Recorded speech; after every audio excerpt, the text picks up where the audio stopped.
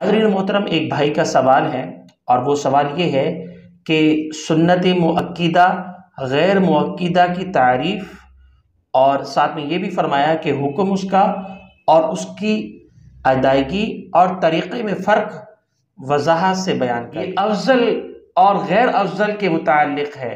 ایسا نہیں ہے کہ اگر آپ نے سنت مؤکدہ اور غیر مؤکدہ دونوں میں ایک طرح کا پڑھ لیا تو آپ کی نماز باطل ہو جائے گی یا فاسد ہو جائے گی، ایسا نہیں۔ سنت غیر مؤکدہ وہ سنت نماز ہے جسے رسول کریم صلی اللہ تعالی علیہ وسلم نے کبھی پڑھا ہے اور کبھی بلا کسی عذر کے چھوڑ دیا ہے۔ بسم اللہ الرحمن الرحیم، السلام علیکم ورحمۃ اللہ وبرکاتہ۔ امید کرتا ہوں ناظرین آپ سب خیر و عافیت سے ہوں گے۔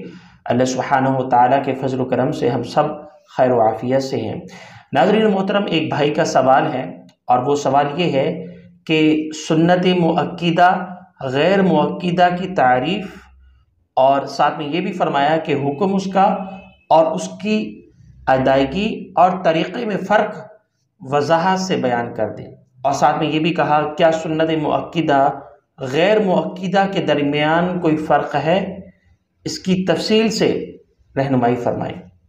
دیکھیے بھائی، سنت مؤکدہ وہ سنت نماز ہے جو رسول کریم صلی اللہ تعالی علیہ وسلم نے ہمیشہ مداومت کے ساتھ پڑھی ہے اور کبھی بھی بلا کسی شدید عذر کے ساتھ اسے چھوڑا نہیں، جبکہ سنت غیر مؤکدہ وہ سنت نماز ہے جسے رسول کریم صلی اللہ تعالی علیہ وسلم نے کبھی پڑھا ہے اور کبھی بلا کسی عذر کے چھوڑ دیا ہے۔ اب یہ تو دونوں کا فرق آ گیا۔ اب مزید آگے بڑھیں تو اگلا حصہ آتا ہے، حضور کریم صلی اللہ تعالی علیہ وسلم نے دن رات میں 12 رکعات سنتیں پڑھنے کی خود پابندی کی اور تاکید بھی فرمائی۔ وہ 12 رکعتیں یہ ہیں جو کہ آپ کے سامنے میں پیش کر رہا ہوں۔ 2 رکعات فجر سے پہلے، 4 رکعات ظہر سے پہلے، 2 رکعات ظہر کے بعد، 2 رکعات مغرب کے بعد اور 2 رکعات عشاء کے بعد۔ یہ وہ ساری سنتیں ہیں جو سنت مؤکدہ ہے۔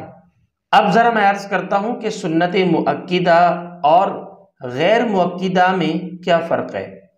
ناظرین، سنت مؤکدہ اور غیر مؤکدہ میں فرق یہ ہے جو کہ آپ کے سامنے عرض کر رہا ہوں کہ سنت مؤکدہ کا پڑھنا لازم ہے اور اس نماز کو بلا کسی عذر کے چھوڑنا والا گناہ گار ہے، جبکہ سنت غیر مؤکدہ کے پڑھنے پر بہت ثواب ملتا ہے لیکن بلا کسی عذر چھوڑنے پر کوئی گناہ نہیں ملتا۔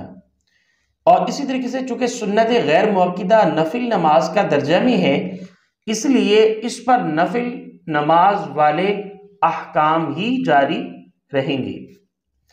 سنت غیر مؤکدہ کی ادائیگی کا طریقہ وہی ہے جو سنت مؤکدہ کا ہے۔ دونوں میں کوئی خاص فرق نہیں۔ دونوں کی ہر رکعت میں سورہ فاتحہ پڑھنا اور اس کے ساتھ کوئی سورت یا 3 مختصر آیات یا ایک طویل آیت پڑھنا واجب ہے۔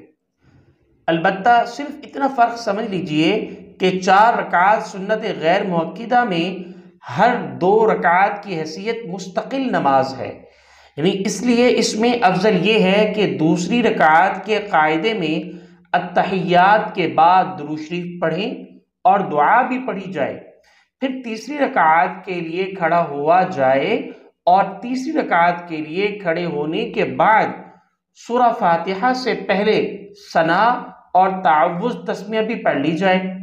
لیکن یہ طریقہ افضل ہے۔ یاد رہے ناظرین، یہ سنت مؤکدہ اور غیر مؤکدہ کے درمیان جو نماز کا فرق ہے یہ افضل اور غیر افضل کے متعلق ہے۔ ایسا نہیں ہے کہ اگر آپ نے سنت مؤکدہ اور غیر مؤکدہ دونوں میں ایک طرح کا پڑھ لیا تو آپ کی نماز باطل ہو جائے گی یا فاسد ہو جائے گی، ایسا نہیں ہے، بلکہ سنت مؤکدہ کا طریقہ تو آپ کے علم میں ہے، یعنی پہلی رکعت میں ثنا فاتحہ قرات، پھر دوسری رکعت میں فاتحہ قرات، اور پھر قاعدے میں ہم التحیات پڑھیں گے اور تشہد پر کھڑے ہو جائیں گے۔ اور پھر تیسری رکعت میں فاتحہ قرأت اور چوتھی رکعت میں فاتحہ قرأت۔ لیکن غیر مؤکدہ تھوڑا سا الگ فرق ہے، افضل کے اعتبار سے فرق ہے۔ اگر کوئی سنت غیر مؤکدہ پڑھتے ہوئے سنت مؤکدہ کی طرح پہلے قاعدے میں صرف اتحیات پڑھ کر کھڑا ہو جائے تو تیسری رکعت میں ثنا نہ پڑھے تو بھی اس کی نماز درست ہو جائے گی، جبکہ 4 رکعت والی سنت مؤکدہ کے پہلے قاعدے میں تشہد پڑھنے کے فوراً بعد تیسری رکعت کے لیے کھڑا ہونا ضروری ہے۔